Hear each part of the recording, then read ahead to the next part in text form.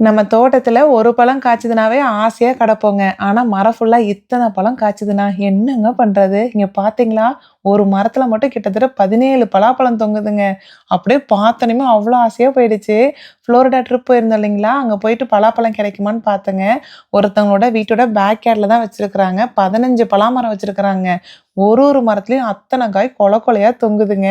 ஆனா டேஸ்ட்ட பத்தி சொல்லியே ஆகணுங்க. தேனே தோத்துருங்க. அந்த அளவுக்கு அவ்ளோ தித்திப்பா சூப்பரா வச்சிருந்தாங்க. பலாப்பழ மரம் மட்டுமாங்க வச்சிருந்தாங்க. ஸ்டார் ஃப்ரூட்டு, பப்பாளி பழம், பேஷன் ஃப்ரூட்டுங்க, புளியம்பழம் இருந்தது, அன்னாசி பழம் இருந்தது, டிராகன் ஃப்ரூட்டு, சீத்தாப்பழம், மாம்பழம், செர்ரி கோவான்னு ஏகப்பட்ட பழம் வச்சிருக்கிறாங்க. எல்லாமே அவங்களோட வீட்டு யூஸ்க்கு தாங்க வச்சிருக்கிறாங்க. பேக்யார்ட் வந்து பார்த்தீங்கன்னா, சின்ன பேக்யார்டு தான். அதில வந்து பார்த்தீங்கன்னா, அவ்ளோ நீட்டா ஆர்கனைஸ் பண்ணி, அவ்ளோ மரங்கள் சூப்பரா வச்சிருக்கிறாங்க. இது எல்லாமே லாங் வீடியோல டீட்டெயிலா போஸ்ட் பண்ணியிருக்கிறேங்க. கண்டிப்பா செக் பண்ணி பாருங்க.